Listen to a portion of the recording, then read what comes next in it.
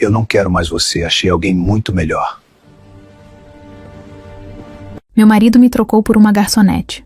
O que ele nunca imaginou é que anos depois, me veria no altar dizendo sim ao homem mais rico da cidade.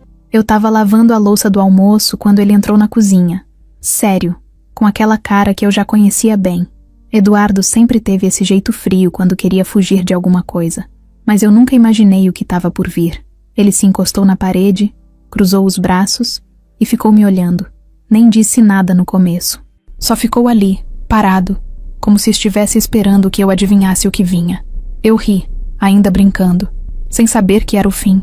Falei, vai ficar me olhando ou vai me ajudar com esses pratos? Ele não riu, nem se mexeu. Foi aí que largou a bomba. Eu tô indo embora, Helena. Essas 4 palavras mudaram tudo. Eu pensei que era piada. Olhei pra ele, esperando o resto da frase, tipo, tô indo embora comprar pão, ou tô indo embora antes que a gente brigue. Mas não, era isso mesmo. Ele ia embora, só que do casamento, de mim, da nossa vida. Eu fiquei parada com a esponja na mão e perguntei, como assim, Eduardo?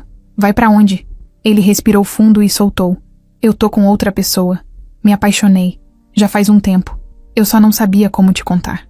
Aquilo me atravessou como uma faca. Me apoiei na pia, sentindo o chão sumir. Eu perguntei, outra pessoa quem, Eduardo? Quem? Ele hesitou um segundo. Só um. Mas depois respondeu. A Cíntia. A garçonete daquele bar perto do escritório. Quando ele disse isso, eu ri. Um riso nervoso, idiota, de quem tá tentando segurar o choro. A Cíntia? Aquela menina novinha de cabelo descolorido e sorriso fácil? Aquela que uma vez me chamou de tia quando fui buscar ele no bar? Era ela. Ele ia embora comigo por causa dela. Eu não sabia se gritava, se chorava, se quebrava tudo. Só sei que as lágrimas vieram sozinhas. E ele não fez nada. Não se aproximou, não me abraçou, não pediu desculpas. Só disse, me perdoa. Eu não planejei, mas aconteceu. Eu tô apaixonado. Eu preciso viver isso. Eu fiquei em silêncio. E ele começou a andar pela casa, como se fosse pegar as últimas coisas. Entrou no quarto, abriu a mala, começou a jogar roupa dentro. Tudo muito rápido, como se já tivesse feito isso 1000 vezes na cabeça dele. Eu segui ele pelo corredor, tremendo, e perguntei, você ia sair sem nem conversar comigo? Sem nem olhar para trás? Ele respondeu calmo. Se eu ficasse mais, ia ser pior. E eu sei que você não ia aceitar. Claro que eu não ia aceitar. A gente estava junto há 12 anos. 12. Eu fui com ele quando ele não tinha nada. Trabalhei, paguei conta, segurei as pontas quando ele perdeu o emprego. E agora ele me largava por uma garçonete? Ele olhou para mim uma última vez, na porta de casa. Eu com o rosto inchado, camiseta manchada de molho, e ele ali, pronto para sair como se fosse uma segunda-feira qualquer. E ainda teve a cara de pau de dizer, você vai ficar bem. Você é forte, Helena. Depois virou as costas e saiu. Sem drama, sem gritaria. Só o barulho da chave na porta. Eu desabei ali mesmo, no chão frio da sala, chorando como uma criança, gritando pra dentro, porque nem voz eu tinha mais. O silêncio da casa foi o pior. Era como se tudo tivesse parado, como se a casa tivesse ficado vazia de repente. Eu andei pelo quarto, olhei o espaço no armário onde as roupas dele estavam. Vazio. A escova de dente dele já não estava lá. O perfume sumiu da prateleira. Ele tinha planejado tudo. Não foi impulso, não foi erro, foi escolha. E a escolhida não fui eu. Passei o resto da tarde trancada no banheiro, com o celular na mão, sem saber se ligava para minha mãe, para uma amiga, para alguém. Mas eu não queria ouvir conselhos, nem você merece coisa melhor. Eu só queria acordar, descobrir que era um pesadelo, que ele ainda estava na sala vendo futebol, mas não estava. E o pior, à noite quando entrei nas redes sociais, lá estava ela, a Cíntia, postando uma foto dos dois, juntos, rindo. Com meu amor, dizia a legenda. 2 dias depois, todo mundo sabia. Vizinhos, colegas da escola, até a moça do mercadinho comentou. Você viu que o Eduardo agora tá com a garçonete? Como se fosse uma fofoca qualquer. Como se minha vida fosse um episódio de novela. Só que era a minha vida. Era real. E eu tava no meio de um furacão. E ninguém segurava minha mão. Eu me chamo Helena Bastos. Tenho 37 anos. Sou professora de português. Nascida e criada na zona norte de São Paulo. Cresci vendo minha mãe se matar de trabalhar em 2 empregos. enquanto meu pai ia e vinha quando queria. Nunca fomos próximos. Ele sumia por semanas. Voltava fedendo a cachaça, com desculpas esfarrapadas e promessas que duravam até a próxima briga. No fim, ele foi embora de vez quando eu tinha 16 anos. E não, ele não deixou saudade. Aos 23, depois de ralar muito vendendo bijuteria no trem e estudando à noite, consegui meu diploma. Não foi fácil. Teve mês que eu jantava pão com café, só para guardar o dinheiro da condução. Mas eu era teimosa. Queria dar aula. Queria fazer diferente da minha mãe, da minha avó, de todas as mulheres da minha família que nunca puderam escolher nada. Sempre tinham que aceitar o que a vida empurrava. Foi nessa época que eu conheci o Eduardo. Ele trabalhava numa gráfica e fazia curso técnico à noite, como eu. A gente se conheceu num ônibus lotado.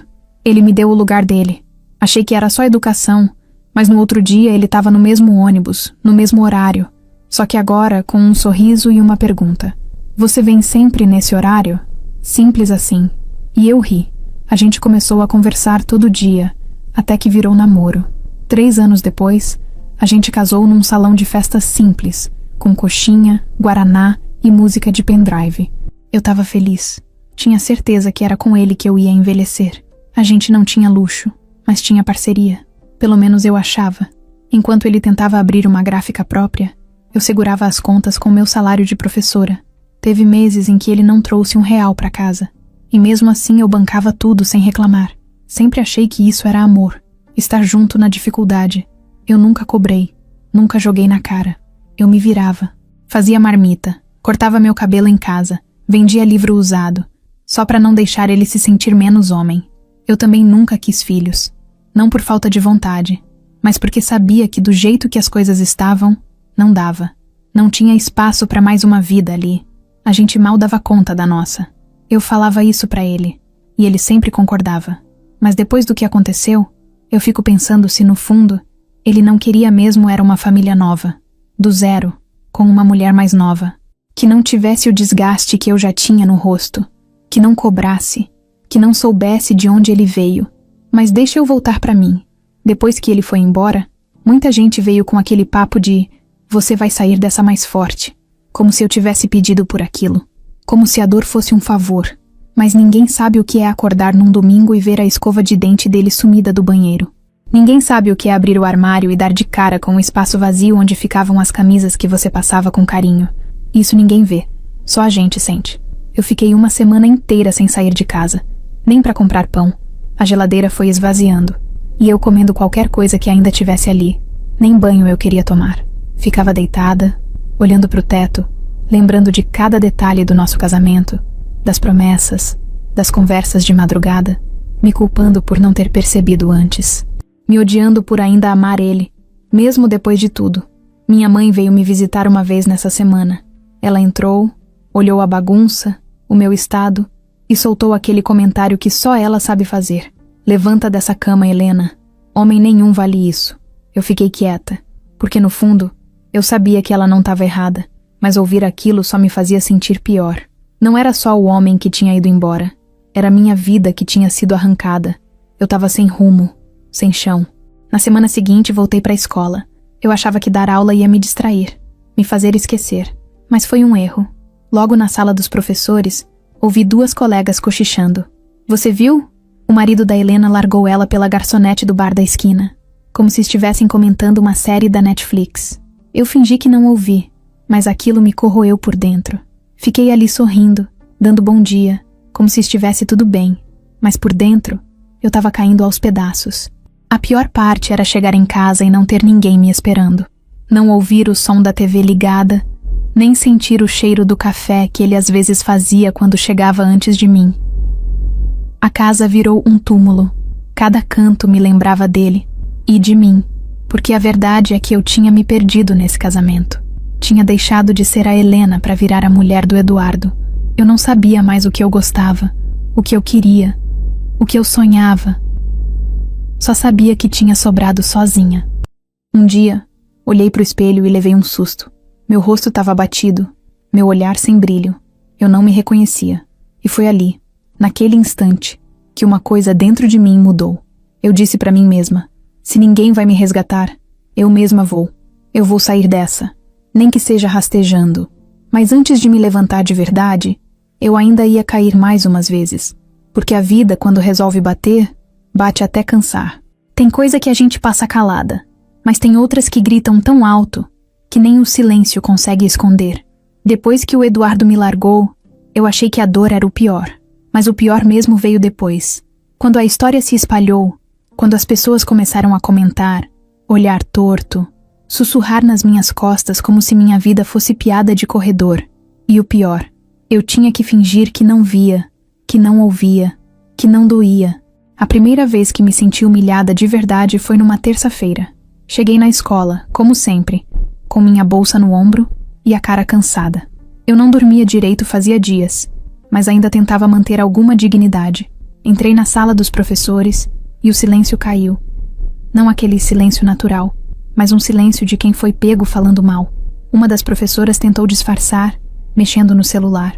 A outra fingiu que procurava algo na bolsa. Eu respirei fundo e fingi que não era comigo. Na hora do recreio, desci pro pátio e fui direto pra cantina. Eu não tinha comido nada o dia inteiro. Quando cheguei no balcão, a moça da cantina, que até então sempre me tratou bem, me olhou com um misto de pena e julgamento e disse, num tom quase teatral: "Força, viu, Helena? Deus escreve certo por linhas tortas." Eu travei. Eu não tinha falado nada pra ela. Eu não contei minha vida pra ninguém. E ainda assim, ela sabia. Ela e provavelmente a escola inteira. Saí dali tremendo. Fui pro banheiro, entrei numa das cabines e chorei. De novo. Só que dessa vez não era pela perda. Era pela vergonha. Eu me sentia exposta. Como se meu sofrimento tivesse virado entretenimento. E ali, sozinha naquela cabine apertada, eu percebi que não ia ter espaço seguro pra mim. Nem na escola onde eu ensinava, nem na rua, nem na padaria da esquina. No dia seguinte, fui até a farmácia comprar um remédio. Quando cheguei no caixa, a moça olhou pra mim e soltou: "Você que é a mulher do Eduardo, né? Quer dizer, ex. Vi vocês uma vez no mercado. Bonitinhos vocês dois. Uma pena." Aquilo foi como um tapa. Eu sorri de nervoso. Paguei e saí sem responder. O rosto queimava de vergonha. Eu mal lembrava daquela compra no mercado, mas ela lembrava. As pessoas sempre lembram da sua felicidade só para poder jogar na sua cara quando ela acaba. Uma semana depois, a bomba veio pelas redes sociais. Uma amiga minha me mandou o print de uma publicação da Cíntia, a tal garçonete. Era uma foto dos dois num restaurante, com legenda romântica e cheia de indireta. Tem gente que só descobre o que é amor quando sai da zona de conforto. E nos comentários, só gente do bairro, gente que me conhecia. Uma delas escreveu: "Merece ser feliz, amiga. Coragem de viver o que sente." Eu quase vomitei. Coragem? Coragem era a minha de levantar todo dia e encarar essa palhaçada. A parte que mais doeu não foi ver os dois juntos. Foi ver o quanto aquilo virou novela pros outros. E o mais revoltante era que, pra quem tava de fora, eu era só a coitada, a trocada, a chata que ele largou pra viver um grande amor. As pessoas romantizam até a traição, desde que o final pareça bonito. Teve um dia, voltando da escola, que um grupo de adolescentes me reconheceu no ponto de ônibus. Eles estavam rindo, falando alto, e de repente, um deles soltou: "Ei, tia, tá solteira agora, né? Falaram que o maridão trocou por upgrade." Os outros riram.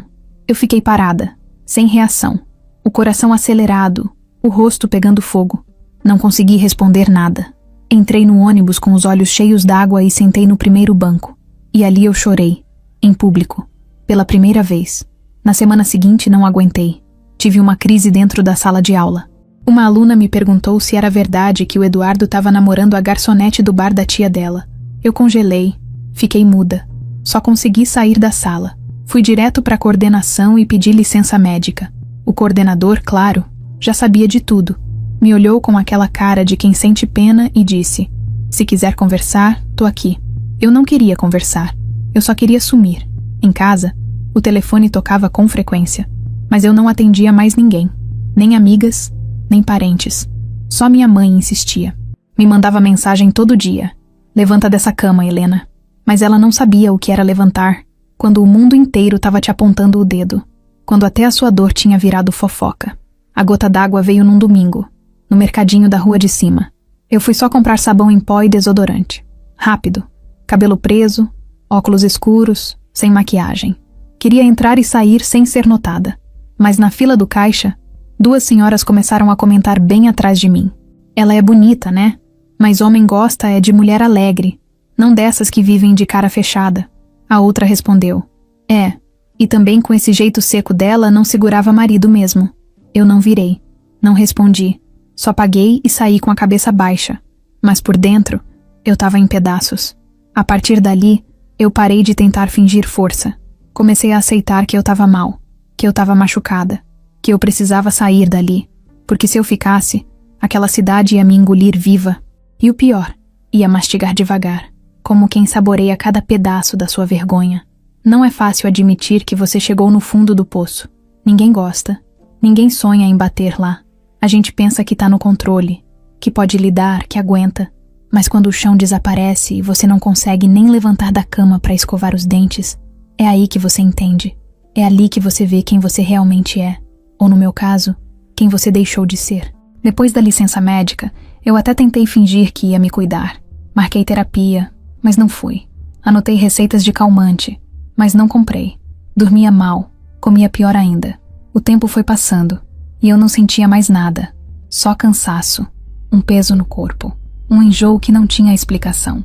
Era como se eu estivesse carregando um caminhão de dor nas costas, sem descanso, sem ajuda. Minha casa virou um ninho de tristeza. As luzes viviam apagadas. As roupas se acumulavam num canto do quarto. O espelho do banheiro ficou embaçado por semanas, porque eu não conseguia encarar meu reflexo. E não era só tristeza, não. Era vergonha, raiva, uma sensação horrível de fracasso. Eu, que sempre me orgulhei de ser forte, de ser independente, estava ali, quebrada, sem direção, sem coragem de pedir socorro. Minha mãe, como sempre, não sabia lidar. Ela apareceu lá um dia, do nada. Entrou com a chave reserva que ela nunca tinha devolvido.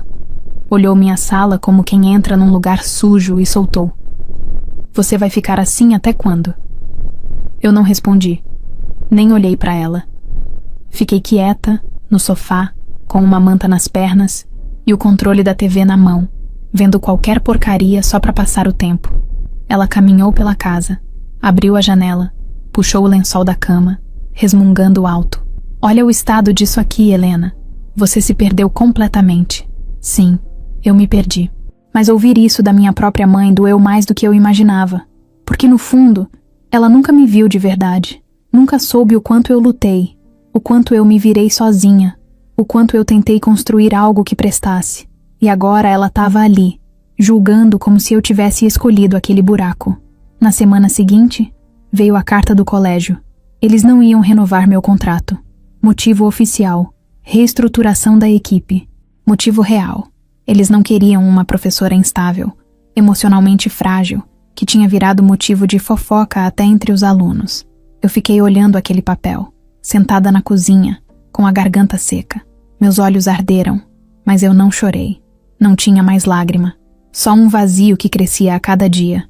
Com o aluguel atrasado, comecei a vender algumas coisas.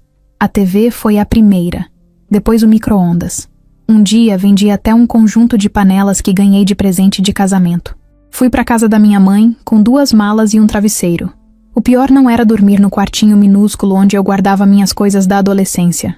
O pior era ouvir ela dizendo, dia sim, dia também, que era só o que faltava. Uma mulher feita, voltando para casa da mãe com o rabo entre as pernas. Ninguém sabe como isso machuca. A pessoa que devia ser o seu abrigo, sua última chance de paz, te olhando como se você fosse um peso, uma vergonha. Eu fiquei ali, quieta, aceitando, porque não tinha para onde ir, porque não tinha quem me estendesse a mão.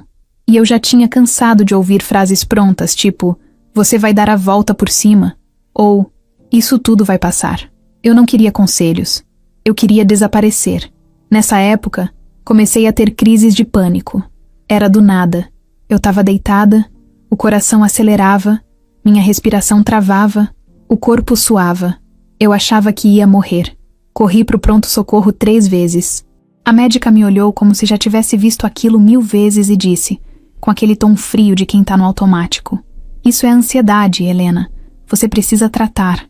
Mas como? Eu mal conseguia sair de casa, mal conseguia me olhar no espelho. Eu queria tratar, sim. Mas antes eu precisava sobreviver. Foi num desses dias que eu tive uma conversa com o Rafael, meu irmão mais novo. Ele mora em outra cidade, tem uma vida resolvida, mulher, 2 filhos. Ele sempre foi o queridinho da mamãe. Me ligou uma noite e disse: Helena, você não pode ficar assim. Vem pra cá, pelo menos pra passar uns dias. Eu te ajudo. Eu agradeci, mas recusei. Ele não entendia. Ninguém entendia.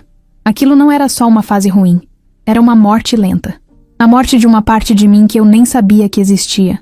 E aí, no meio desse caos, recebi uma mensagem. Era da Cíntia. Sim, ela mesma. A garçonete. Ela me mandou uma mensagem seca, curta, como se fosse natural. Desculpa por tudo. Sei que você tá sofrendo, mas não escolhemos de quem a gente gosta. Espero que você se recupere logo.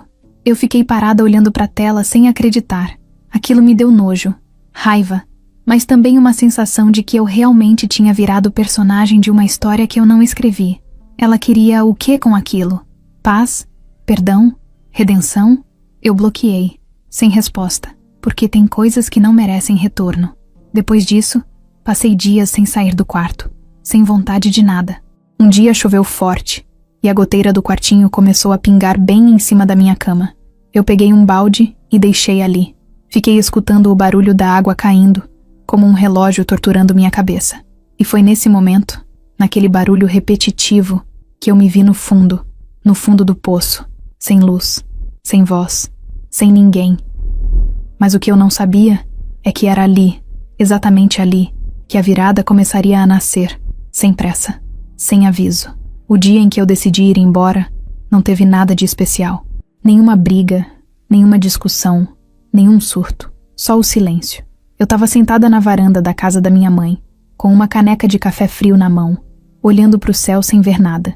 Era uma segunda-feira comum, mas naquele vazio, naquela solidão que parecia grudada na minha pele, alguma coisa dentro de mim simplesmente desligou.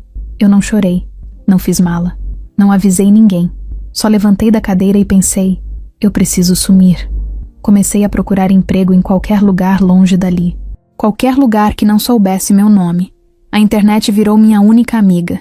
Fiquei dias fuçando sites de vagas, mandando currículo para tudo. Cuidadora, recepcionista, ajudante de cozinha, o que aparecesse. Eu só queria sair daquela cidade, daquelas ruas, daquelas pessoas que já sabiam demais da minha vida. Eu queria respirar outro ar. Nem que fosse por um tempo, nem que fosse sozinha. Uma semana depois, recebi uma ligação. Era de uma cidade pequena em Minas Gerais, chamada São Vicente do Monte. Nunca tinha ouvido falar. Uma senhora idosa precisava de alguém para cuidar dela. A filha não podia mais ficar.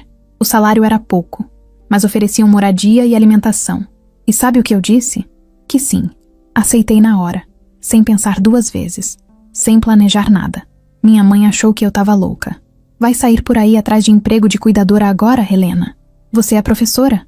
Eu respondi. Agora eu sou o que der para ser. No dia da viagem, fiz minha mala com 2 calças, 3 blusas, uma jaqueta, meu tênis surrado e uma escova de dente. Só isso. O resto eu deixei. Não era só uma mudança de cidade. Era uma despedida. De quem eu tinha sido.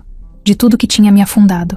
Peguei um ônibus às 6 da manhã, com a cabeça encostada na janela e o coração batendo mais fraco do que nunca. Eu não estava fugindo de ninguém. Eu só queria paz. Cheguei na cidade no começo da noite. O motorista me deixou numa pracinha pequena, vazia. Um senhor me esperava com uma plaquinha escrita Helena. Era o caseiro da casa onde eu ia trabalhar. Um homem simples, calado. Me levou de carro até a propriedade. Uma casa antiga, afastada do centro, com cheiro de madeira velha e jasmim no ar. A dona se chamava Odete, tinha 82 anos. Usava um roupão florido e falava devagar. Os olhos eram fundos, mas vivos. Assim que me viu, disse: "Você tem cara de gente que já sofreu demais." Odete era doente, mas muito lúcida. Não queria conversa fiada, não queria pena. Só alguém que fizesse o básico: preparar comida, dar os remédios, ajudar no banho, manter a casa em ordem. E eu estava pronta para isso. Pela primeira vez em muito tempo, alguém não queria saber da minha história. E isso foi um alívio. Os primeiros dias foram estranhos. Eu acordava cedo, fazia café, tomava banho gelado e começava as tarefas da casa. Lavava roupa, limpava o chão, cuidava do jardim. A cabeça continuava pesada, mas as mãos ocupadas ajudavam. O silêncio da cidade era diferente. Não era aquele silêncio sufocante da casa da minha mãe. Era um silêncio que deixava espaço para respirar. À noite, depois que Odete dormia, eu ficava na varanda, sem celular, sem televisão, sem ninguém me perguntando como eu tava. Só eu e a escuridão. E aos poucos, eu fui sentindo que ali, no meio do nada, era o lugar certo para desaparecer. Ninguém me conhecia, ninguém me julgava, ninguém esperava nada de mim. Eu podia ser só a Helena, sem sobrenome, sem passado. Odete não perguntava muito, mas às vezes ela soltava umas frases que me deixavam sem ar. Um dia, depois do almoço, ela olhou para mim e disse: "Você tem uma tristeza no olhar que já morou aqui dentro de casa." Eu perguntei o que ela queria dizer com aquilo. Ela respondeu: "A dor, minha filha, se esconde nos mesmos cantos da alma em todo mundo." Eu só reconheci, fiquei muda, porque era isso. Eu estava escondendo minha dor embaixo do avental, atrás do sorriso educado, dentro dos bolsos. Mas ela continuava ali. Passaram-se semanas, e pela primeira vez em muito tempo, eu não chorei mais. Não porque estava tudo bem, mas porque meu corpo já não tinha mais lágrimas. Eu comecei a comer melhor, dormir melhor, até minha pele mudou. O rosto ainda era o mesmo, mas o olhar já não era de quem esperava por alguém. Era de quem já entendeu que ninguém vinha. Odete piorou com o tempo. Começou a esquecer os nomes, confundir horários, esquecer se já tinha comido. Eu cuidei dela como se fosse da minha mãe, com carinho, mas com firmeza. Um dia ela me chamou no quarto e falou: "Se eu morrer de noite, não chora. Tá tudo certo. Eu já vivi demais." Eu fiquei parada na porta, sem saber o que dizer. Mas quando saí, deixei escapar um "tá bom", e pensei: que inveja de quem já não tem mais medo da morte. Foi nessa casa, no meio do mato, que eu comecei a me escutar de novo. Sem ninguém falando por cima, sem redes sociais, sem lembranças do que eu tinha perdido. Eu não sabia ainda quem eu queria ser, mas pela primeira vez, eu soube quem eu não era mais. E aí, do nada, recebi uma ligação. Era uma tal de Ana Cláudia, assistente de um homem chamado Heitor Diniz. Ele era o responsável por uma fundação que apoiava mulheres em situação de vulnerabilidade. Odete, num momento de lucidez, tinha mandado uma carta para ele, contando que eu cuidava dela com paciência, que era uma mulher inteligente, batalhadora e que merecia uma chance. Eu não sabia o que sentir. Raiva? Gratidão? Medo? Ana me disse que o Sr. Heitor queria me conhecer, que estavam oferecendo uma vaga de assistente administrativa na sede da fundação, com salário, moradia e possibilidade de crescimento. Eu fiquei muda. Disse que ia pensar. Ela respondeu: "Você tem 2 dias." Naquela noite, sentei na varanda de novo, mas dessa vez não chorei. Olhei para o céu, para o escuro, e pensei: será que era esse o motivo do meu desaparecimento? Não fugir, mas me encontrar, em silêncio? Eu cheguei em Belo Horizonte com uma mala só e a mesma cara de sempre, cansada. Mas dessa vez, alguma coisa em mim estava diferente. Ainda era eu, claro. Ainda doía lembrar de tudo o que eu tinha passado. Mas agora era como se eu tivesse colocado uma outra roupa por cima. Por dentro, ainda rasgada. Mas por fora, tentando parecer inteira. E não era mentira. Era sobrevivência. O prédio da Fundação Diniz ficava no bairro Funcionários. Um lugar bonito, cheio de árvores e gente andando apressada. A assistente, Ana Cláudia, foi quem me recebeu. Ela tinha um jeito firme, mas simpático. Disse: "Helena, o Dr. Heitor gosta de gente prática. Seja você mesma." E eu pensei: eu nem sei mais quem eu sou, mas tudo bem, eu invento na hora. Entrei numa sala enorme, cheia de livros, janelas abertas, e um homem de terno claro sentado atrás de uma mesa de madeira. Heitor Diniz, uns 50 e poucos anos, cabelo grisalho, óculos de leitura pendurado na camisa. Ele me olhou como quem analisa rápido e disse: "Você é mais séria do que eu imaginava." Eu respondi: "É que eu ainda não acredito que essa chance é real." E ele deu uma risadinha. "É real, mas a gente vai descobrir juntas se vale a pena." Fui contratada no mesmo dia. O cargo era simples, assistente administrativa, mas era tudo novo para mim. Cuidar de documentos, responder e-mails, organizar reuniões. Um mundo diferente, mais organizado, mais exigente. E eu tava enferrujada, mas disposta. Ganhei um quarto nos fundos da fundação, com banheiro próprio, cama de casal e uma janela que dava pro jardim. Pela primeira vez em muito tempo, dormi tranquila. O travesseiro ainda tinha cheiro de água sanitária, mas eu não me importei. Aquilo era meu agora. Era pequeno, mas era novo. E só meu. Comecei a trabalhar no dia seguinte. Chegava cedo, fazia tudo com atenção. Errava aqui e ali, mas aprendia rápido. Ana Cláudia virou uma espécie de guia. Me explicava tudo sem paciência, mas com sinceridade. Não tenta impressionar, Helena. Só faz direito. E eu fazia, porque eu precisava daquilo. Não era só um emprego. Era minha chance de voltar a respirar sem medo. Com o tempo fui me soltando. Comecei a conversar mais com as outras funcionárias. Ri de verdade algumas vezes. Não muito, mas o suficiente para lembrar que ainda era possível. A fundação fazia um trabalho bonito. Ajudava mulheres que tinham perdido tudo, assim como eu. Mulheres que tinham apanhado, sido traídas, esquecidas, descartadas. E ali, vendo aquelas histórias, eu parei de me sentir tão sozinha. Eu cuidava da parte burocrática, mas às vezes acompanhava algumas palestras. Ficava no fundo da sala, ouvindo em silêncio. Um dia, uma mulher chamada Mirtes contou como saiu de casa com 3 filhos e uma sacola plástica na mão. Dormiu na rodoviária, passou fome e mesmo assim não voltou atrás. Aquilo me fez chorar, não de tristeza, mas de reconhecimento. A dor dela era diferente da minha, mas o buraco era o mesmo. Numa dessas noites, andando pelo corredor da fundação, dei de cara com o Heitor. Ele vinha saindo de uma reunião e a gente se esbarrou. Eu pedi desculpa. Ele sorriu e perguntou: "Ainda tá achando que é mentira?" Eu respondi: "Agora eu tô começando a acreditar." Ele me olhou de um jeito que eu não soube decifrar. Não foi paquera. Foi tipo respeito, curiosidade. Ele falou: "Você tem uma força quieta, Helena. Isso é raro." Aquela frase me acompanhou por dias. Força quieta. Era isso que eu tinha virado? Pode ser, porque gritar eu não gritava mais. Chorar também já não fazia tanto sentido. Mas eu tava ali, de pé, trabalhando, aprendendo, me reconstruindo aos poucos. Comecei a cuidar de mim. Cortei o cabelo, comprei roupas novas, baratas, mas com meu estilo. Voltei a usar maquiagem leve, nada exagerado. Só o suficiente para me olhar no espelho e me reconhecer. Helena Bastos, 37 anos, sobrevivente. Também voltei a estudar. À noite, fazia um curso técnico de gestão de projetos. Era difícil acompanhar, depois de tanto tempo longe dos livros, mas eu me esforçava. Queria crescer, não por orgulho, mas por segurança. Nunca mais queria depender de ninguém. Heitor e eu começamos a conversar mais. Primeiro sobre trabalho, depois sobre outras coisas. Um dia ele me perguntou o que eu fazia antes. Eu disse que era professora. Ele sorriu.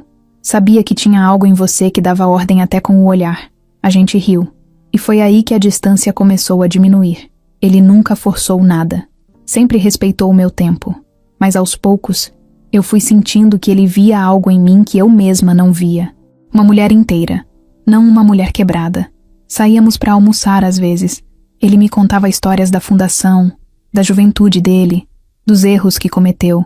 Era bom ouvir alguém que não fingia ter todas as respostas.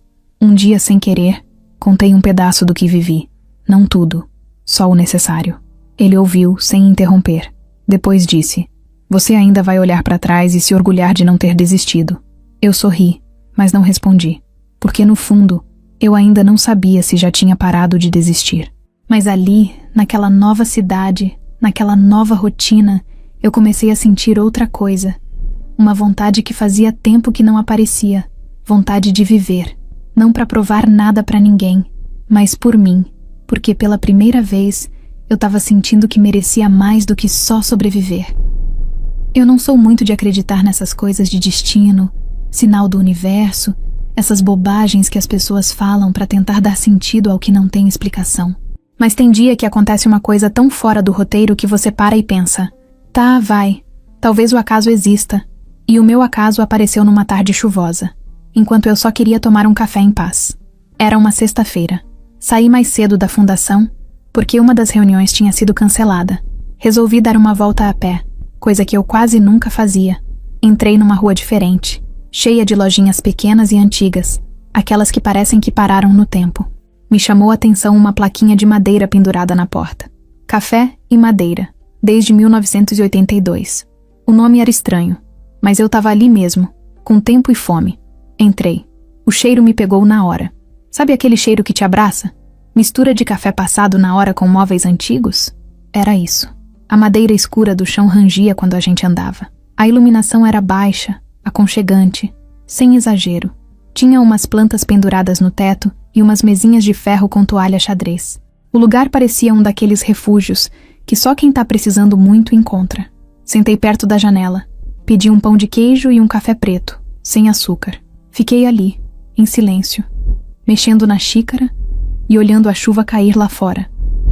E foi nesse momento que ele apareceu. Alto, moreno, camisa de botão com a manga dobrada e uma sacola de papel na mão. Ele entrou com pressa, sacudindo o cabelo molhado e rindo de alguma coisa que só ele sabia. Pediu um expresso no balcão e sentou bem na mesa da frente, de frente para mim. Nosso olhar se cruzou. Mas não foi aquele olhar clichê de filme romântico, com trilha sonora e câmera lenta. Foi só um olhar, natural. Ele sorriu com o canto da boca, eu retribuí com um aceno leve, e cada um voltou pro seu mundo. Mas o clima ali dentro mudou. Ou talvez tenha mudado só pra mim, porque fazia tempo que alguém me olhava com calma, sem curiosidade, sem pena, sem saber quem eu era ou de onde eu vim. A garçonete levou o café dele, e aí ele soltou a primeira frase. Você já experimentou o bolo de cenoura daqui? É melhor que o da minha mãe. Mas se ela souber que eu falei isso, me mata. Eu ri. Rir com um estranho? Depois de tanto tempo, foi estranho. Respondi. Nunca comi.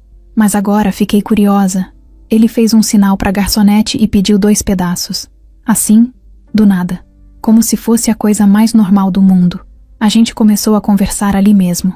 Ele disse que se chamava Heitor. Não me disse sobrenome, nem o que fazia da vida. E eu gostei disso, porque eu também não queria explicar a minha. Só falei meu nome, Helena. Ele disse que já tinha ouvido esse nome antes, mas que em mim soava diferente.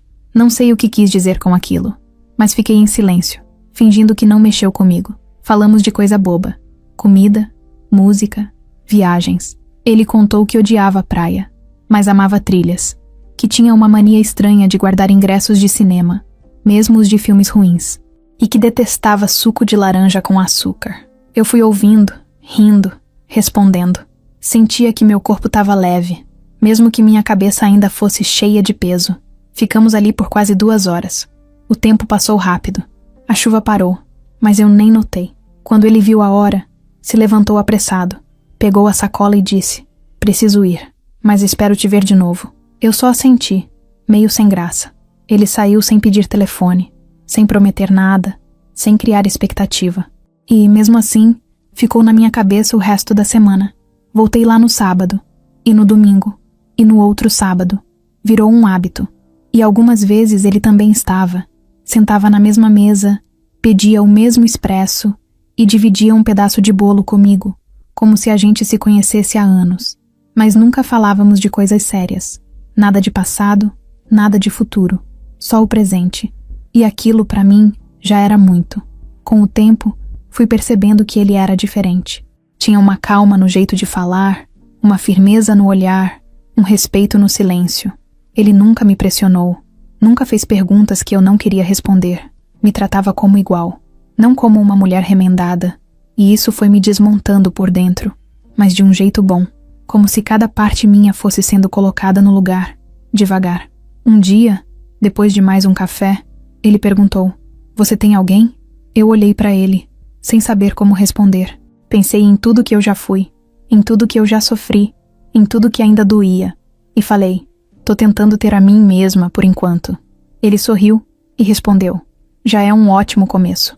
Naquela noite, voltei para casa com o peito cheio. Não era paixão, ainda não. Era esperança. Uma esperança tímida, quase medrosa, mas real. O tipo de esperança que nasce quando a gente acha que não tem mais nada para nascer. E foi assim que começou. Sem aviso, sem cena, sem drama. Só com cheiro de café, gosto de bolo de cenoura. E uma troca de olhares que eu nunca vou esquecer. Eu achava que sabia observar as pessoas. Sempre fui boa nisso. Na sala de aula, bastava um olhar de aluno para eu saber se tinha problema em casa, se tinha comido, se estava triste. Eu lia gente com facilidade, mas o Heitor me confundia.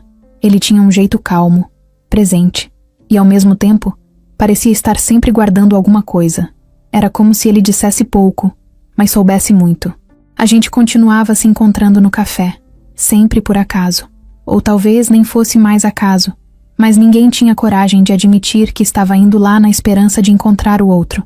A gente conversava, comia o mesmo bolo de sempre, falava da chuva, dos dias, dos detalhes que ninguém nota. E foi numa dessas conversas, quando ele falou sobre um projeto social no interior de Minas, que eu perguntei: "Você trabalha com isso?" Ele me olhou, pensou por um segundo e disse: "Mais ou menos." Eu ri. "Como assim, mais ou menos?"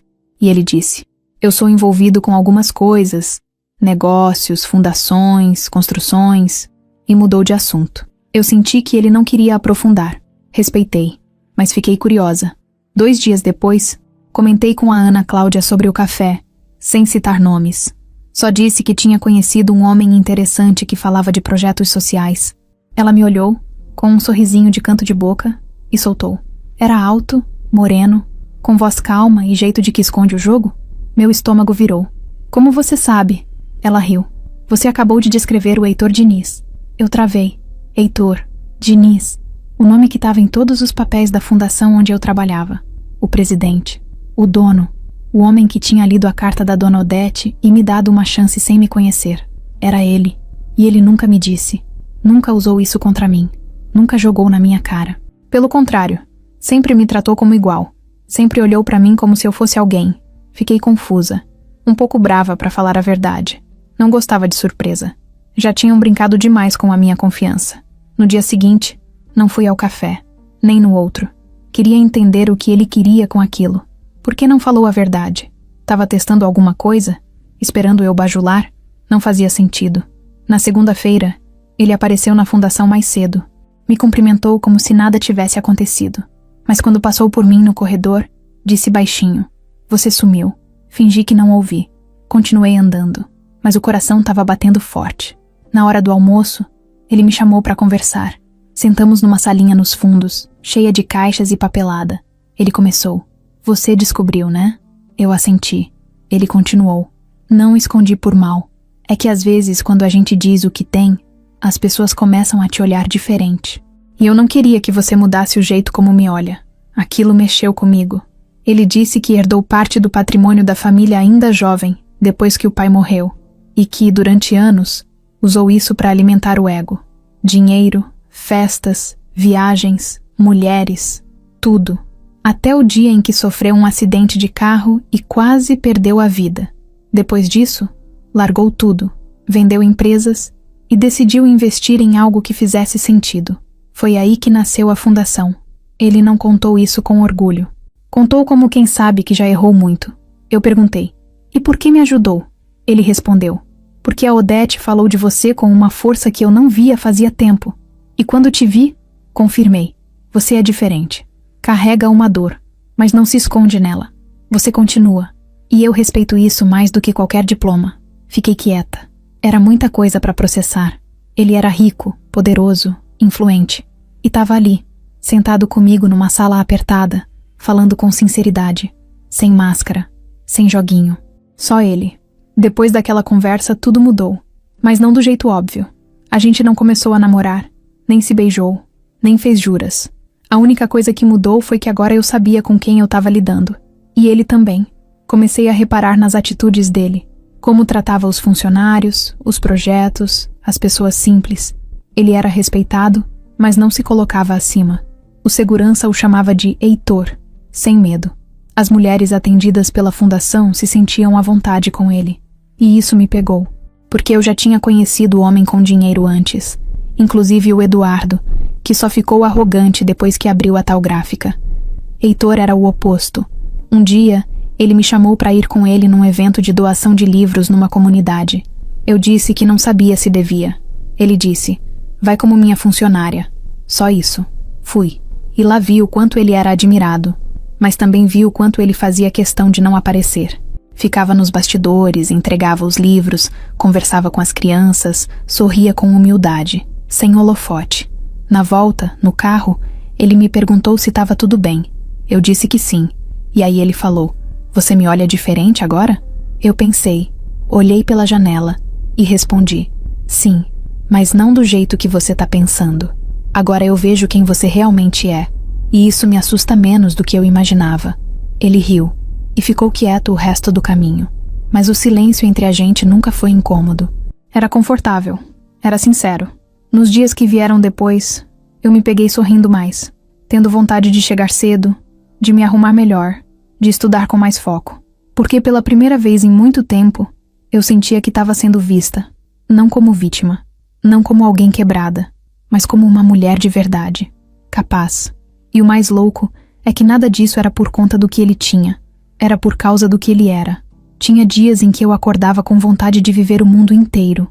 Acordava animada, me sentindo bonita, confiante, pronta para tudo. Mas bastava uma palavra torta, um comentário bobo, ou até um silêncio mais demorado, que tudo dentro de mim desabava de novo. Não precisava muito. Bastava um cheiro, uma lembrança, uma frase jogada no ar. Era como se minha segurança fosse feita de vidro. Bastava um arranhão, e ela já ameaçava estourar. Por fora, eu estava bem.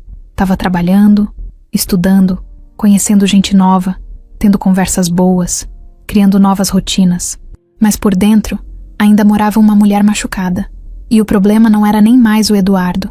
Eu já não pensava nele todos os dias. Já não sonhava com brigas ou arrependimentos. O problema agora era o que ele deixou em mim. As dúvidas, os buracos, a sensação de que eu nunca ia ser suficiente. Quando comecei a me aproximar do Heitor de verdade, foi aí que essas inseguranças cresceram de um jeito que eu não esperava. Era ele elogiar meu trabalho, e eu já pensava, ele tá falando só pra ser educado. Era ele me convidar pra almoçar, e eu já imaginava, ele deve fazer isso com todas as funcionárias.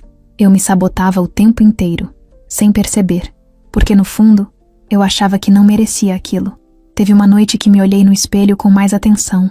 Vi as linhas no rosto, as olheiras, o cansaço. Não me achei feia, mas me achei comum. Uma mulher comum, de quase 40 anos, com o coração cheio de trincas, que só queria paz. E eu pensava, o que o Heitor vê em mim, ele pode ter qualquer mulher. Mulheres mais jovens, mais bonitas, mais leves. Isso me corroía. Eu não queria me comparar. Mas a comparação aparecia sozinha, como uma sombra. Comecei a me afastar um pouco, sem cortar laços, mas puxando o freio. Evitava aceitar convites fora do trabalho, respondia menos, demorava mais para falar com ele. Era uma defesa burra, mas era o que eu sabia fazer. Eu pensava, se eu me afastar agora, não vou me machucar depois. Só que no fundo, eu já estava envolvida, e fingir que não estava só me deixava mais cansada. Teve um dia em que ele notou. Me chamou para conversar, como quem não queria nada, e disse: "Você se esconde quando as coisas ficam boas?" Aquilo me pegou desprevenida. Eu ri, sem graça, e disse: "Eu só tô ocupada." Mas ele insistiu. "É medo de quê?" E eu, sem conseguir olhar nos olhos dele, falei: "De me enganar de novo, de acreditar em alguém e quebrar a cara mais uma vez." Ele ficou em silêncio um tempo, e depois disse: "Eu não posso prometer que nunca vou te magoar, Helena. Mas posso te garantir que eu não tô jogando com você." Foi a coisa mais honesta que eu podia ouvir. E ainda assim, uma parte minha continuava em alerta. Algumas noites eu acordava do nada, com o coração acelerado. Lembrava de coisas que eu queria esquecer. Lembrava das palavras do Eduardo, do jeito como ele saiu, da forma como tudo aconteceu. Lembrava das vezes em que ele me olhou como se eu fosse invisível. Da última vez em que a gente dormiu na mesma cama e ele virou pro lado, como se eu já não fosse mais parte da vida dele. Essas cenas voltavam como se tivessem sido ontem. E toda vez que isso acontecia, eu me perguntava, e se o Heitor fizer igual? E se ele acordar um dia e decidir ir embora também? Esse medo não vinha de algo que ele fazia. Era meu, era coisa minha, e era difícil tirar isso de dentro. Mas aos poucos, mesmo com medo, eu fui me permitindo. Fui aceitando os gestos, os olhares, os convites. Um dia, ele me levou num show pequeno, de uma banda mineira que tocava samba antigo. Eu tava nervosa, me sentindo fora de lugar, mas ele me olhava com tanta naturalidade que eu fui relaxando. Dançamos, rimos, comemos pastel de feira e tomamos caldo de cana. E ali, naquela simplicidade, Eu me senti viva de novo. Depois do show, ele me levou para casa e ficou parado comigo no portão. A gente ficou em silêncio por um tempo. E aí ele falou: "Você é bonita quando tá leve, sabia?" Eu respondi com um sorriso tímido. E ele só encostou a mão na minha bochecha e disse: "Não precisa ter medo de mim." Não teve beijo, nem pressa, só verdade. E isso me marcou mais do que qualquer beijo, porque era como se ele soubesse o que eu estava sentindo, sem eu precisar explicar. E isso me deu uma paz estranha, mas boa. Nos dias seguintes, eu comecei a me olhar diferente. Ainda não me achava incrível, nem me sentia 100% segura. Mas comecei a reconhecer partes minhas que eu tinha esquecido. Comecei a lembrar da mulher que eu era antes do caos. Comecei a sentir vontade de construir algo novo. Não para apagar o que passou, mas para recomeçar de um lugar mais limpo, mais verdadeiro. As cicatrizes ainda estavam ali. Algumas mais visíveis, outras escondidas. Mas todas me lembravam de uma coisa. Eu sobrevivi. E agora talvez era a hora de começar a viver de verdade. Era um sábado de manhã, e eu estava sozinha na cozinha da fundação, passando café e cantando baixinho, um pagode antigo que me dava saudade de um tempo leve. A fundação tinha esse lado bom. Mesmo quando tudo estava parado, o lugar ainda respirava vida. Eu estava começando a me sentir parte de alguma coisa de novo, como se eu fizesse diferença. Nem que fosse só um pouquinho. Heitor apareceu na porta sem fazer barulho. Ele tinha essa mania de chegar devagar, como quem não quer atrapalhar. E dessa vez, ele trouxe uma expressão diferente. Séria, mas não pesada. Chegou, pegou uma caneca e ficou me olhando enquanto o café terminava de passar. Eu perguntei: "Aconteceu alguma coisa?" E ele respondeu: "Aconteceu sim, mas é coisa boa, só que grande." Eu não entendi de cara. Ele puxou uma cadeira e falou: "Posso conversar com você com calma?" Aquilo me deu um frio na barriga. Sentei também. "Pode." Ele olhou direto nos meus olhos, do jeito que sempre faz quando quer que eu preste atenção. E começou: "Helena, eu tô com um projeto novo. Um braço da fundação voltado só para a educação de mulheres em situação de vulnerabilidade. Cursos técnicos, bolsas de estudo, apoio psicológico. E eu quero que você coordene isso." Eu fiquei muda. Ele continuou: "Eu sei que parece muita coisa. E é. Mas você tem tudo o que esse projeto precisa. Você conhece a dor. Você entende o caminho. E, além disso, você tem formação, tem experiência. Eu confio em você." Meu coração começou a bater mais rápido. Era muito para processar. Coordenação? Eu? Logo eu, que ainda estava juntando meus cacos? Ele não parou. Disse que o projeto seria em outra sede, um espaço novo que ele estava reformando. E que, junto com isso, ele também queria que eu fosse com ele para um evento da Fundação em São Paulo, como parte da equipe. Um evento grande, de gala, com patrocinadores, imprensa, gente importante. E que ele queria me apresentar como a nova coordenadora. Nessa hora, eu engasguei. Era coisa demais. Era como se alguém tivesse me colocado no centro de um palco, com todos os holofotes virados para mim, e eu de pijama. A sensação foi essa. Eu tentei disfarçar. Falei: "Heitor, eu não sei nem por onde começar. Eu tô tentando ainda me acertar aqui. Isso é muito..." E ele cortou, com calma: "Eu sei, é muito. Mas você não precisa ser perfeita. Você só precisa aceitar ser quem você é. O resto a gente constrói junto." Aí veio o baque final. Ele colocou a caneca na mesa, respirou fundo e falou: "Tem mais uma coisa. Não sei se é a hora certa, mas eu vou falar mesmo assim. Eu tô querendo algo sério com você, Helena.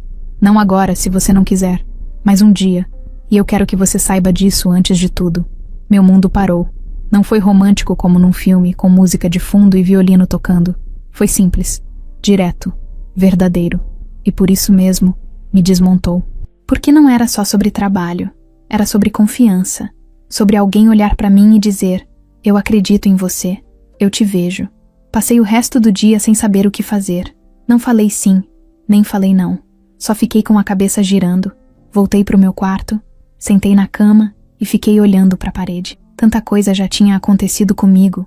E agora isso, justo quando eu estava começando a me reconstruir, vem o destino e me joga mais um desafio. Só que, dessa vez, um desafio bom. Mas era isso que me assustava. Porque a gente aprende a lidar com dor. A gente acostuma com rejeição, com perda, com abandono. Mas quando a vida resolve te dar algo bom, aí é que o medo bate. Porque se der errado, a queda é ainda maior. No domingo acordei cedo e fui andar pela cidade, sem rumo, só pra pensar. Fiquei lembrando de tudo que passei. Do dia em que Eduardo foi embora, do chão da sala gelado, da vergonha na escola, das lágrimas escondidas no ônibus, da goteira pingando no travesseiro no quarto da minha mãe. E agora eu tava ali, sendo chamada para coordenar um projeto, para entrar num evento chique, para, talvez, começar uma nova história com um homem que não tinha pressa, mas tinha intenção. A vida é mesmo louca. No fim da tarde, mandei uma mensagem para ele. A gente pode conversar amanhã? Eu preciso de mais uma xícara de café. Ele respondeu, quantas você quiser.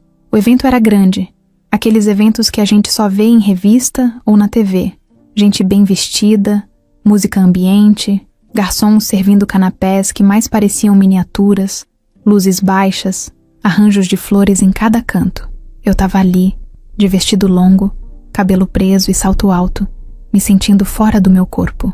Não era meu mundo, mas eu fui, porque eu tinha aceitado a proposta, porque eu sabia que aquele momento era mais do que só uma noite bonita. Era um marco. Heitor estava ao meu lado desde o começo, não grudado, não forçado, mas presente. Apresentava gente, me explicava quem era quem, me guiava com calma, sem pressa. Ele me tratava como igual, nunca como a moça que ele ajudou. Isso fazia toda a diferença. E eu estava conseguindo respirar, sorrir, conversar.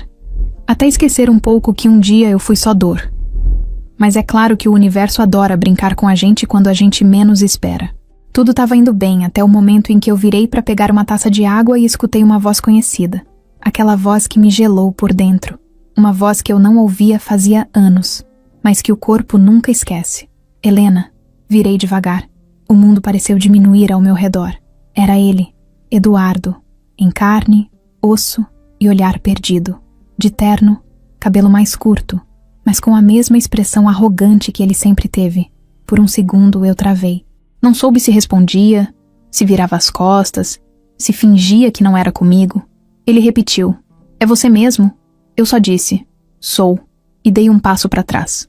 Ele me olhou de cima a baixo, e aquele olhar não era de superioridade, era de susto, de choque, de quem não estava preparado para me ver daquele jeito. Eu via no rosto dele a confusão, como se a mulher na frente dele não combinasse com a Helena que ele deixou para trás. E por dentro, eu sentia o coração disparar, mas por fora, eu estava firme, de pé, inteira. Você tá diferente, ele falou. Eu respondi, não sou mais a mesma. Ele tentou puxar conversa, mas eu não estava ali para relembrar passado. Perguntei direto, o que você tá fazendo aqui?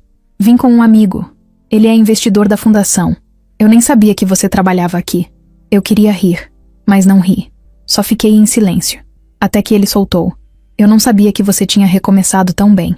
E aí, sim, eu olhei nos olhos dele e respondi. Muita coisa aconteceu desde que você foi embora.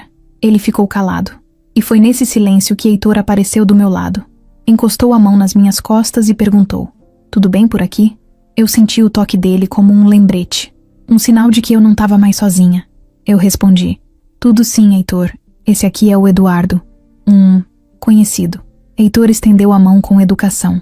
Eduardo hesitou, mas cumprimentou.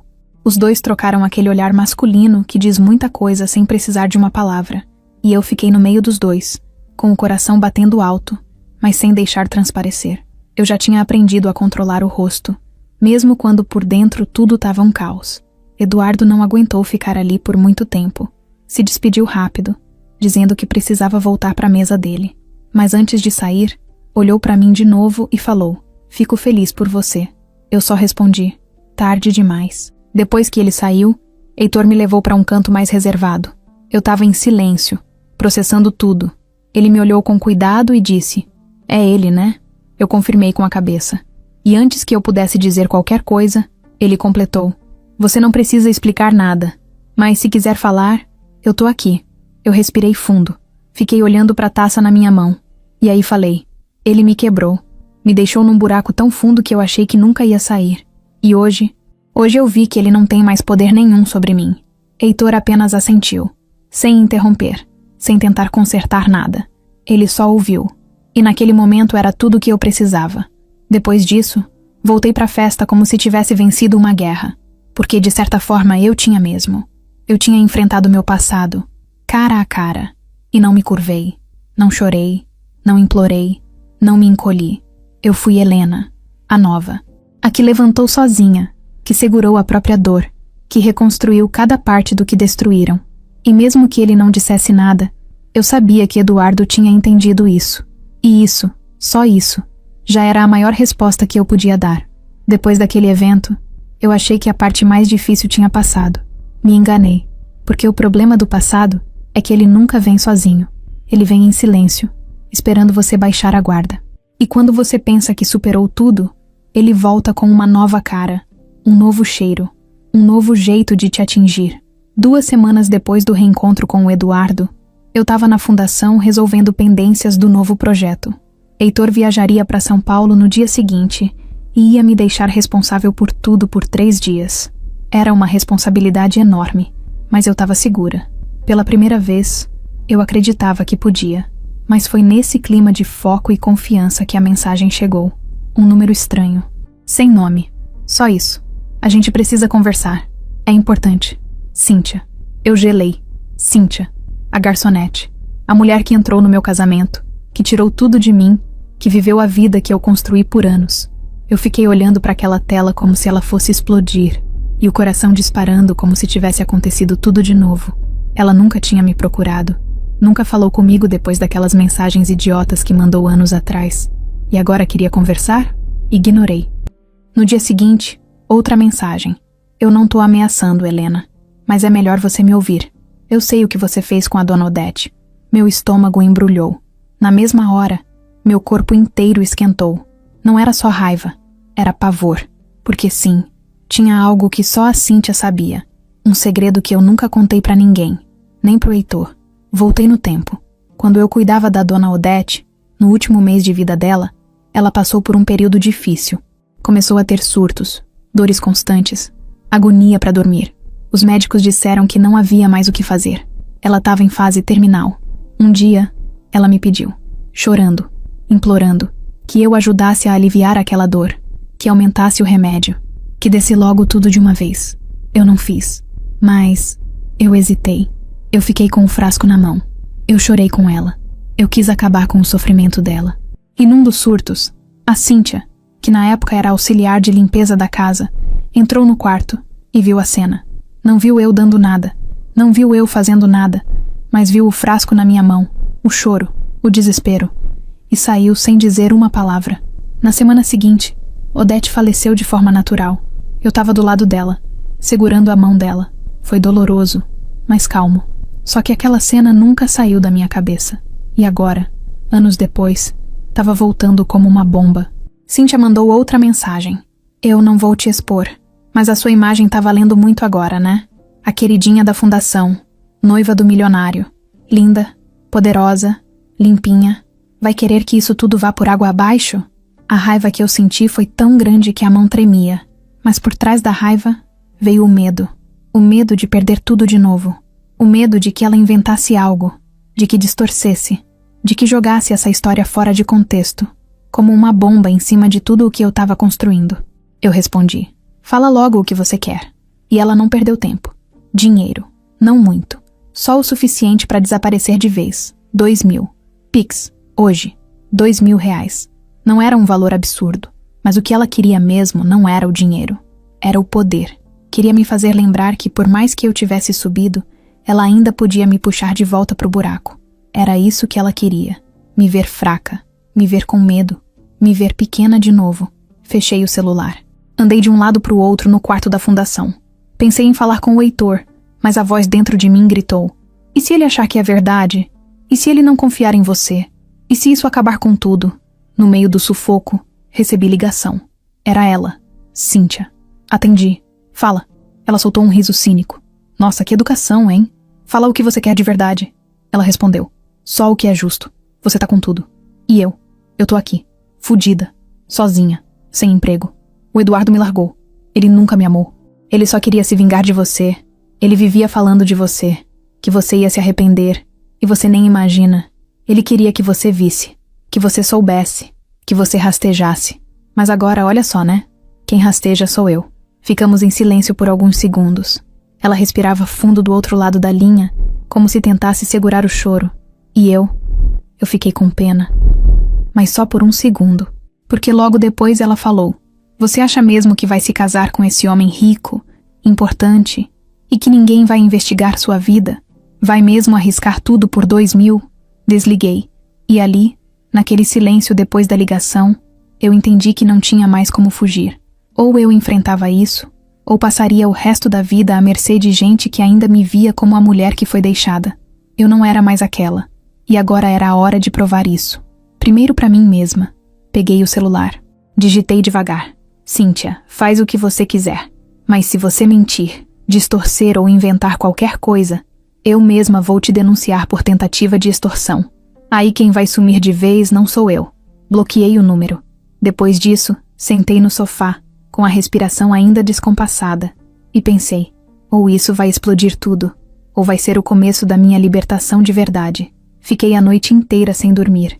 Virava de um lado para o outro, com a cabeça quente, tentando imaginar o que ia acontecer. A Cíntia podia estar blefando, podia estar só desesperada, mas podia muito bem ter contado alguma coisa para alguém. E mesmo que não fosse mentira, mesmo que ela falasse a verdade, a forma como ela contaria podia acabar comigo. Eu passei o domingo inteiro com aquela tensão no corpo. No fim da tarde, me tranquei na sala da fundação, apaguei a luz e chorei em silêncio. A sensação era de que tudo que eu tinha construído podia desabar de novo. Eu estava cansada. Cansada de sempre ter que me explicar. De sempre ter que provar que não era culpada. Que não era fraca. Que não era aquilo que os outros diziam. Na segunda de manhã, a primeira bomba caiu. Fui chamada na coordenação. Ana Cláudia me esperava com um rosto sério. Me entregou um envelope marrom. Dentro, havia cópias de e-mails anônimos enviados para 3 patrocinadores da fundação. O conteúdo era direto.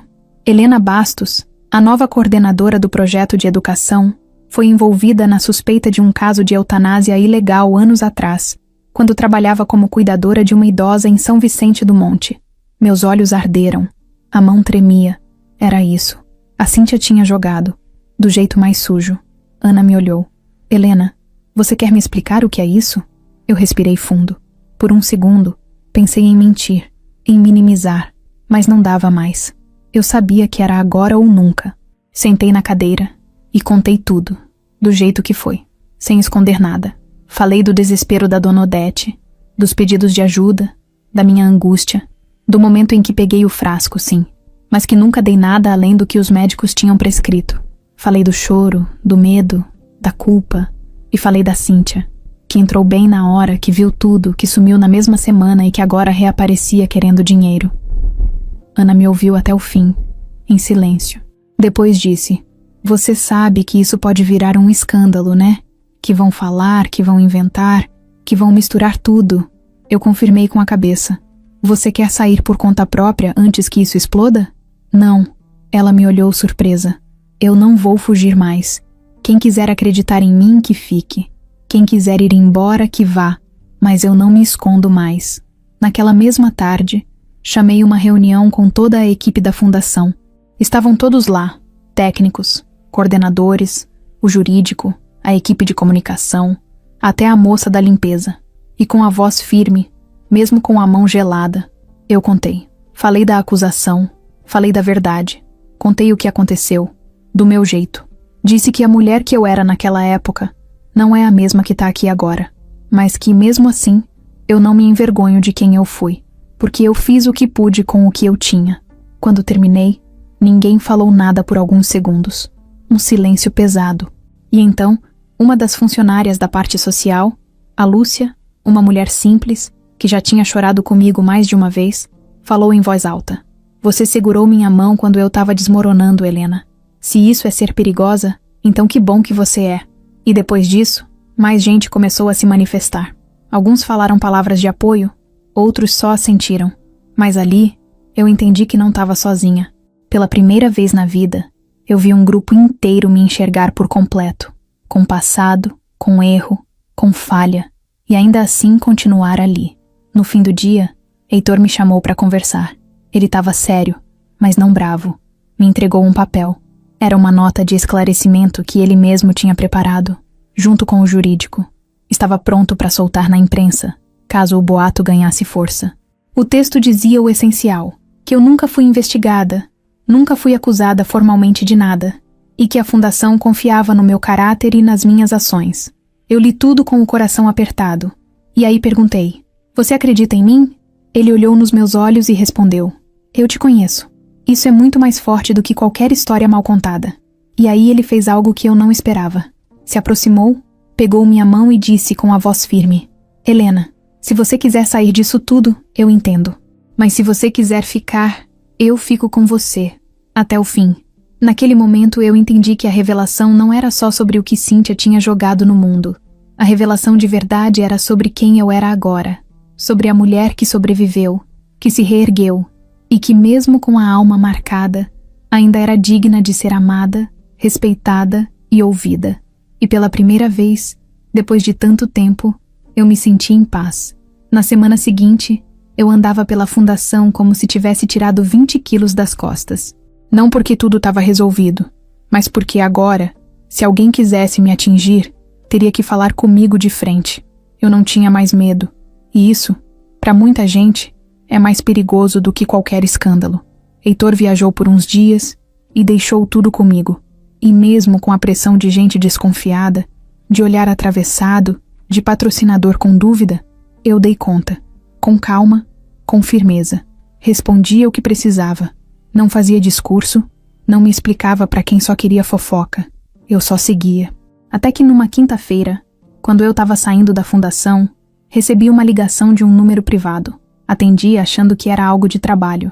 Mas do outro lado, veio uma voz que eu já reconhecia no primeiro segundo. Você deve estar achando que venceu, né, Eduardo? Fiquei muda. Ele continuou. Fiquei sabendo de tudo. A chantagem da Cíntia, a história da velha. O Heitor segurou tua mão. Que bonitinho. Mas você não acha que já tá exagerando nessa sua pose de heroína, não? Eu respirei fundo. E falei só isso. O que você quer? Ele riu. Saber até onde vai essa sua farsa. Porque eu te conheço, Helena. Sei do que você é capaz. Sei que essa mulher segura aí é só fachada.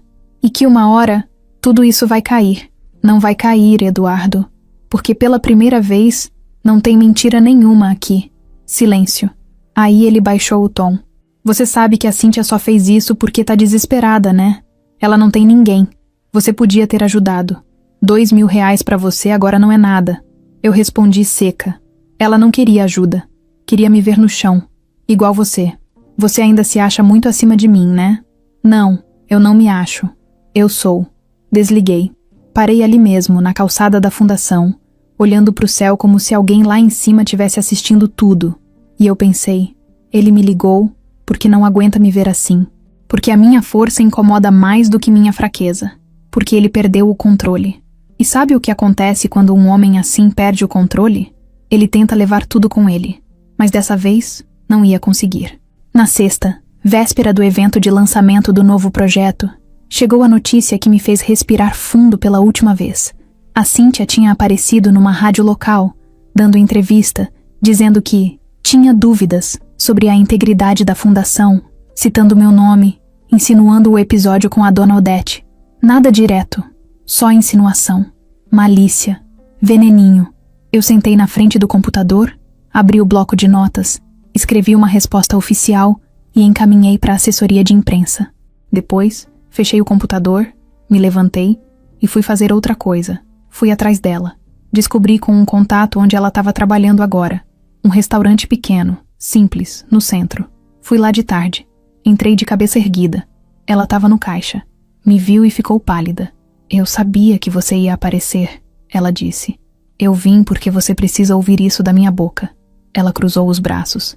Vai me ameaçar? Não, eu só vim te avisar. A partir de agora, qualquer palavra sua que mencione meu nome vai ter consequência. Você passou da linha. Se quiser resolver sua vida, resolve. Mas não vai ser às minhas custas. Ela deu um risinho debochado. Você se acha poderosa agora, né? Não, eu sou. Porque eu parei de ter medo de gente como você. Ela abaixou os olhos. Pela primeira vez parecia pequena.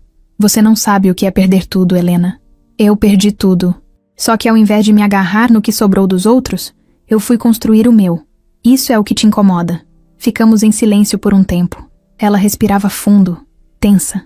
Eu vi ali a mulher desesperada que um dia eu também fui, mas eu não era mais ela. E por isso virei as costas e fui embora. No sábado, no evento, eu subi no palco. Fui chamada como coordenadora do novo projeto de educação da Fundação. Falei diante de uma plateia lotada. Minha voz não tremeu. Minhas mãos não suaram. Eu contei minha história. Não a parte triste. Contei a parte forte. Contei sobre mulheres que se reconstroem, que quebram e colam seus próprios pedaços, que voltam com mais força. Contei sobre mim, sem vergonha, sem filtro, sem esconder as cicatrizes. E no fim do discurso, quando todos aplaudiram, eu vi Heitor de pé, no fundo, me olhando com orgulho. E eu entendi que a virada não foi ter ganhado um cargo, um palco, ou o reconhecimento. A virada foi poder contar quem eu era, com tudo, e ainda assim ser aceita, aplaudida e amada. O tempo passa, e quando passa de verdade, a gente para de correr atrás de resposta. Tem coisa que simplesmente não vai fazer sentido nunca. E tudo bem, porque viver é isso também. Seguir em frente mesmo com os buracos abertos. Aprender a caminhar com o peito costurado. Não esperar que alguém venha fechar ferida nenhuma. E principalmente, entender que não é porque doeu que tem que continuar doendo para sempre. O projeto de educação da Fundação virou realidade. Mulheres começaram a chegar. Histórias ainda mais duras que a minha. Algumas com filhos no colo, outras com o olhar apagado, outras com o corpo todo marcado. E cada uma, do seu jeito, me lembrava da Helena que entrou naquela cidade sem saber para onde ir. Eu olhava para elas e pensava, a gente sobrevive igual, só muda o cenário. Eu dava aula em algumas turmas, ajudava na gestão de outras, participava das seleções de bolsas, dos treinamentos, das visitas. Tinha dias que o cansaço era tanto que eu só queria dormir por 3 dias seguidos. Mas era um cansaço que fazia sentido, que vinha junto com o sentimento de estar onde eu devia estar. Heitor seguia comigo, não como aquele homem perfeito dos contos de fada, mas como alguém que dia após dia escolhia ficar. A gente discutia, discordava. Tinha dias que ele se fechava, e eu tinha vontade de sumir. Mas depois de tudo que eu vivi, eu aprendi a reconhecer o que é real. E ele era, com todos os defeitos, com todas as diferenças. Era real. Ele me pediu em casamento numa noite comum. Sem flores, sem anel, sem discurso bonito. A gente estava lavando a louça depois do jantar. Eu estava de camiseta velha, ele de bermuda. E ele soltou. Você já reparou que a gente funciona? Mesmo nos dias ruins. Eu ri e falei. Você tá tentando elogiar ou reclamar? Ele. Tô pedindo você em casamento. Só não sei como dizer do jeito certo. Eu fiquei parada. Olhei pra ele. Pensei em tudo que já tinha passado. Em todas as vezes que me vi no fundo do poço.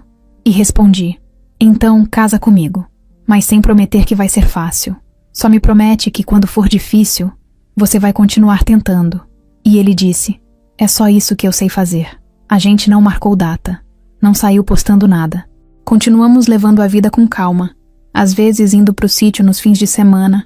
Às vezes só ficando no sofá vendo o filme repetido. E tava bom. Pela primeira vez tava bom. Um dia, andando pelo centro da cidade, vi Eduardo de longe. Ele estava sentado num banco da praça, sozinho, com uma expressão que eu conhecia bem. Aquela cara de quem percebeu, tarde demais, o que perdeu. Ele me viu também. A gente se encarou por uns segundos, e foi ele quem abaixou o olhar. Eu segui andando, sem ódio, sem raiva, sem mágoa, só com a certeza de que não era mais minha responsabilidade carregar arrependimento de ninguém. Cíntia também sumiu. Ouvi falar que se mudou para outro estado, tentou a vida em outro canto. Não sei se teve paz, não sei se arrependeu, mas espero que sim, porque viver com rancor é igual engolir veneno esperando que o outro morra. E isso, eu aprendi, não leva ninguém pra frente. Um tempo depois, sentei sozinha na varanda da minha casa nova. Era simples, mas era minha, e fiquei pensando em tudo que ficou pra trás. Não só as pessoas, mas as versões antigas de mim mesma. A Helena que aceitou ser esquecida. A Helena que pedia desculpa por sentir demais. A que se encolhia pra caber na vida dos outros. A que achava que amor era se sacrificar o tempo todo. Essas versões ficaram no caminho. Não porque eu as odiasse, mas porque já não serviam mais.